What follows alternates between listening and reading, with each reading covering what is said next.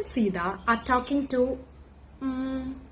one another ആണോ each other ആണോ?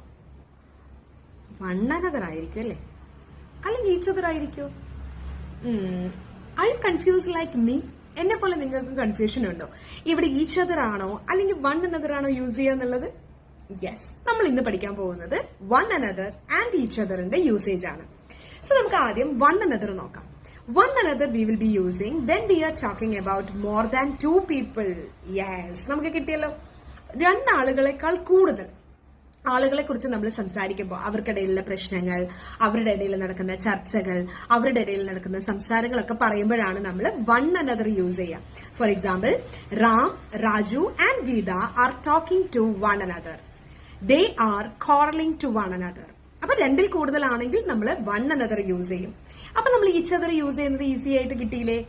When we are talking about two people, രണ്ടാളുകളുടെ ഇടയിൽ നടക്കുന്ന കാര്യങ്ങൾ, രണ്ടാളുകളുടെ ഇടയിൽ നടക്കുന്ന പ്രശ്നങ്ങളാവാം, സ്നേഹമാവാം, സംസാരമാവാം, ഇതൊക്കെ നമുക്ക് each other വെച്ച് പറയാം. അപ്പൊ നമുക്കൊരു സെന്റൻസ് എങ്ങനെ ഉണ്ടാക്കാം? Ram and Sita are loving each other. അവർ രണ്ടാളും നല്ലോണം സ്നേഹിക്കുന്നുണ്ട്. The husband and wife are quarreling each other. അവർ രണ്ടാളും തമ്മിൽ എന്ത് ചെയ്യുന്നുണ്ട്? തർക്കിക്കുന്നുണ്ട്, ഭയങ്കര ചർച്ചകൾ നടക്കുന്നുണ്ട്. അല്ലെങ്കിൽ നമുക്ക് പറയാം, Ram and Geetha are talking to each other about the problem. അവർ രണ്ടാളും തമ്മിൽ സംസാരിക്കുകയാണ്, രണ്ടാളും മാത്രമേ ഉള്ളൂ, അവർ രണ്ടാളും തമ്മിൽ സംസാരിക്കുകയാണ് എന്തിനെയോ കുറിച്ച്.